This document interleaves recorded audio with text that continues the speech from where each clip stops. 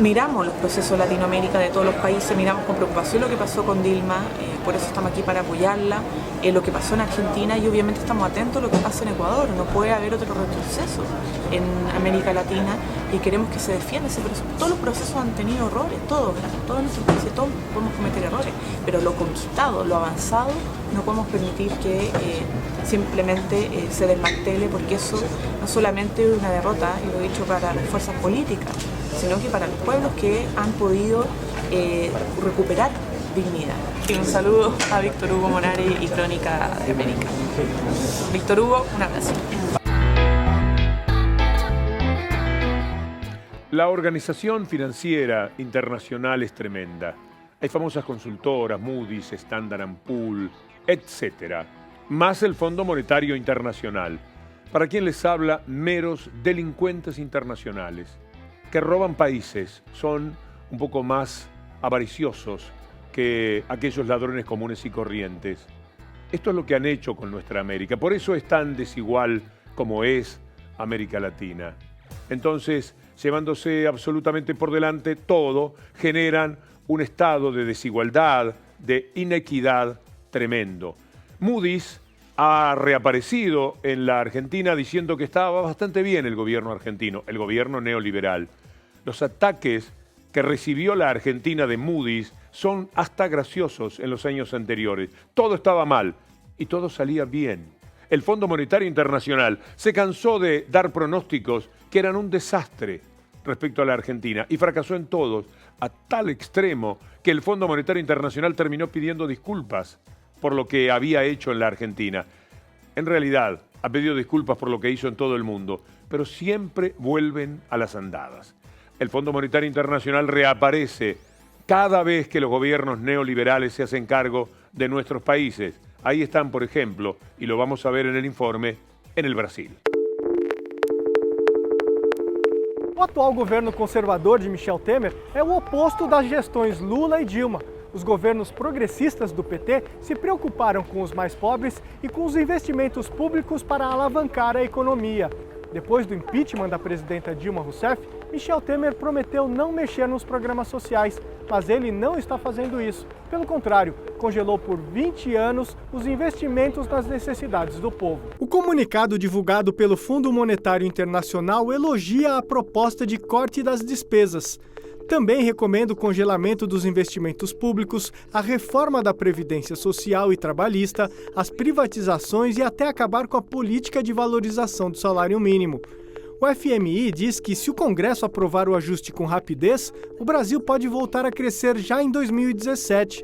Para o economista e professor da Unicamp, Guilherme Mello, essas projeções do FMI fazem parte da jogada política do governo Temer para legitimar a votação de propostas impopulares. O governo queria conseguir o apoio de alguma instituição internacional para dar legitimidade para a sua agenda de reformas.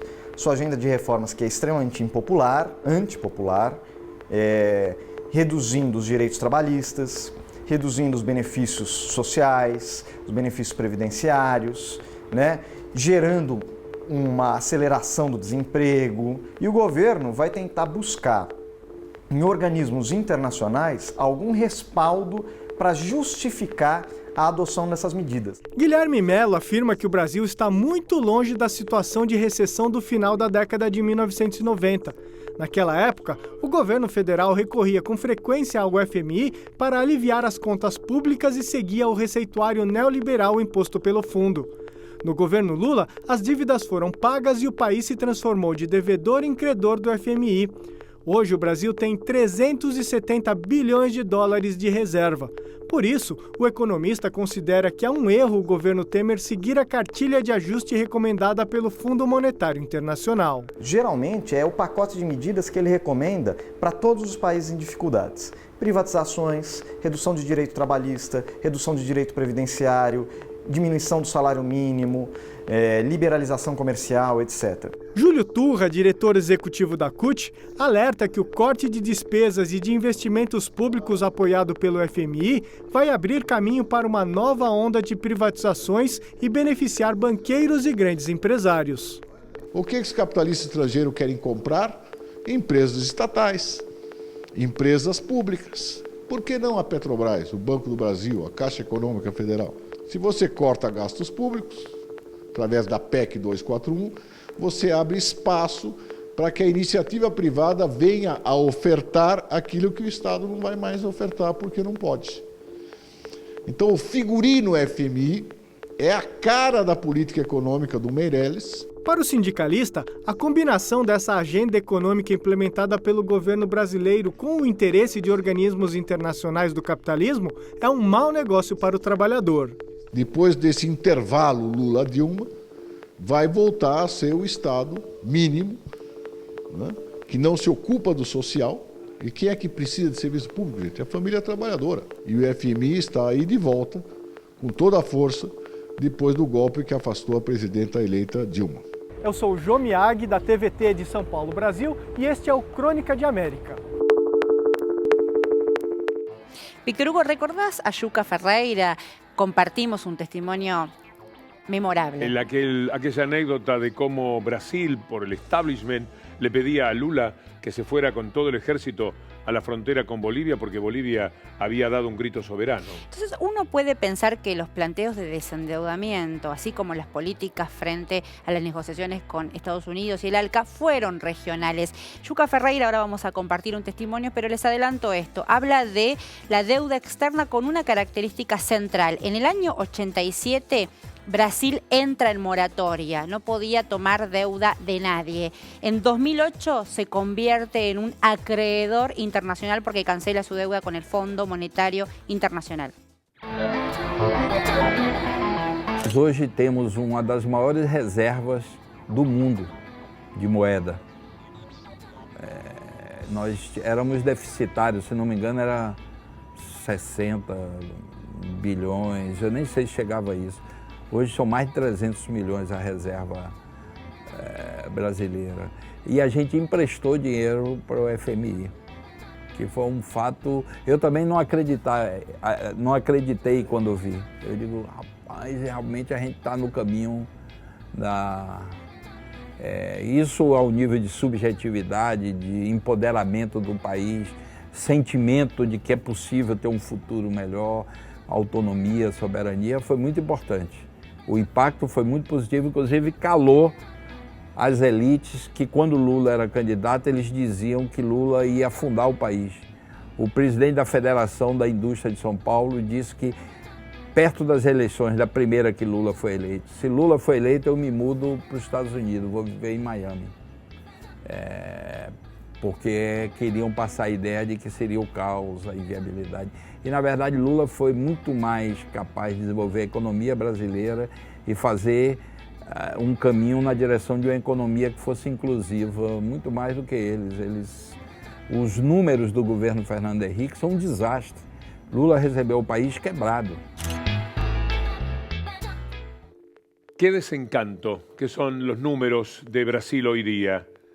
Había pagado el préstamo adelantado al Fondo Monetario Internacional, pasaba a ser su acreedor en el 2008.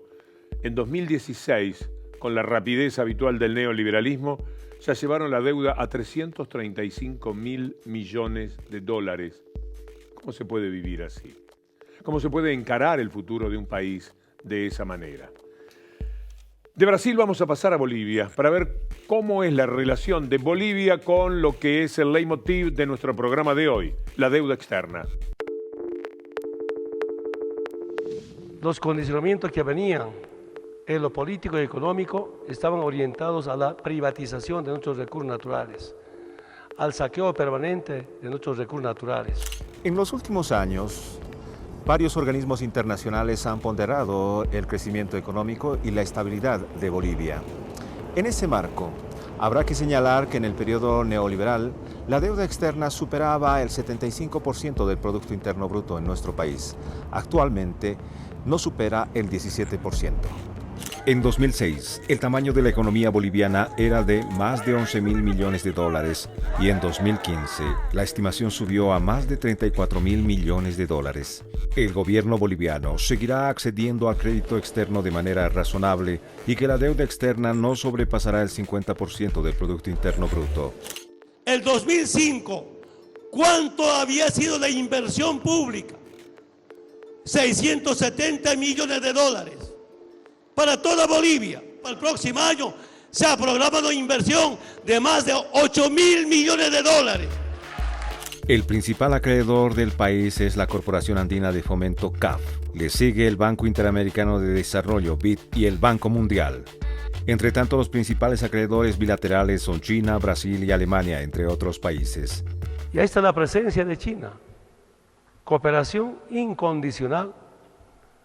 Créditos no está condicionado. Eso nos sorprende no solamente en Bolivia, sino en América Latina. Si bien existe relación con organismos internacionales, Bolivia logró liberarse de las políticas que vienen desde afuera y proclamó el fin de los chantajes de los Estados Unidos y los condicionamientos del Banco Mundial y el Fondo Monetario Internacional. En el caso del sector privado, se tiene el ahorro en los bancos que suma más de 22.000 millones de dólares y los aportes de los trabajadores que manejan las administradoras de fondos de pensiones, entre otros. Para el gobierno, esas fuentes de financiamiento ayudarán a cumplir el plan quinquenal que establece un ascenso del Producto Interno Bruto nominal superior a los 34.000 millones de dólares en 2015 a 55.000 millones en 2020 y una inversión estatal en el próximo lustro superior a los 48.000 millones de dólares. Creemos nosotros que el año 2017 va a ser un año donde encontremos a la economía boliviana mucho mejor que el año que está pasando y eso nos alienta y la perspectiva es positiva para el país. El gobierno boliviano pide al empresariado privado invertir hasta 2020 la mitad de la inversión pública comprometida, es decir, unos 24.000 millones de dólares para acompañar el crecimiento. Pero aquí viene un tema adicional, la importancia de unir el desarrollo financiero al desarrollo productivo como un factor indispensable para la creación de esas cadenas productivas que significan la creación de empresas mucho más sólidas, más competitivas, que no solamente puedan servir para atender la demanda interna, sino insertarse en forma inteligente en las realidades de los mercados internacionales. Según datos de la CEPAL, la región en 2017 crecerá a un promedio del 1.5%, mientras que Bolivia crecerá superior al 4.5%. Estos datos demuestran que en los últimos años Bolivia ha recuperado la soberanía económica y financiera. Soy Daniel Ramírez Mejía, Bolivia TV. Esto es Crónica de América. Muchas gracias, Daniel Ramírez Mejía, por este informe que nos habla muy claramente de cuál es la situación en Bolivia, donde se demuestra claramente cómo una deuda puede contraerse de una manera sustentable para el progreso del país, para el avance del país, manteniéndola en términos que permitan la supervivencia a esa deuda. 6.641 millones de dólares debe hoy día Bolivia. Esto parece perfectamente al alcance de lo que ha crecido Bolivia en los años de Evo Morales. Y una reflexión, Víctor Hugo, tal vez para pensar ese planteo. Viste que cuando se habla de deuda se habla de inversiones. No, necesitamos endeudarnos para que lleguen las inversiones.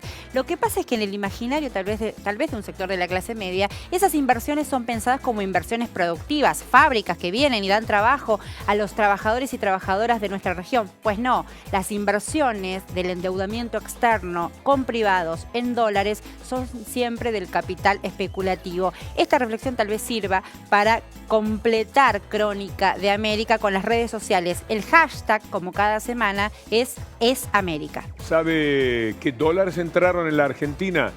Los de empresas o privados que venían con sus dólares, los convertían en pesos, los ponían a interés por el altísimo interés que el gobierno argentino daba para sostener el precio del dólar, y luego de hacer la diferencia en pesos volvían en dólares y se los llevaban. La realidad es que la deuda externa pavorosa que la Argentina está contrayendo solo sirve para justificar, explicar y financiar la fuga de capitales, que es otro de los síntomas interminables en la conducta de los gobiernos neoliberales. Estamos llegando al final, Cintia. Sí, la alegría, Víctor Hugo, como vos verías, la alegría de compartir con vos y con los amigos y amigas de América Latina. Esto es Crónica de América. Hasta la próxima.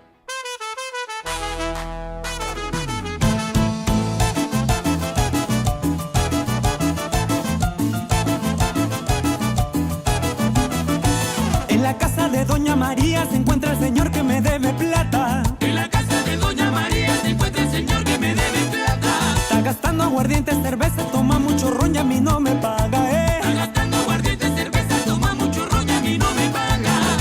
Está de control, está de gastón, y la deuda que tiene conmigo nunca la cumplió, Está de control, está de gastón, y la deuda que tiene conmigo nunca la cumplió. Tú me debes, tú me debes, tú me debes mi plata. Tú me debes, tú me debes, tú me debes mi plata. Tú me debes, tú me debes, tú me debes mi plata. Tú me debes, tú me debes, tú me debes mi plata.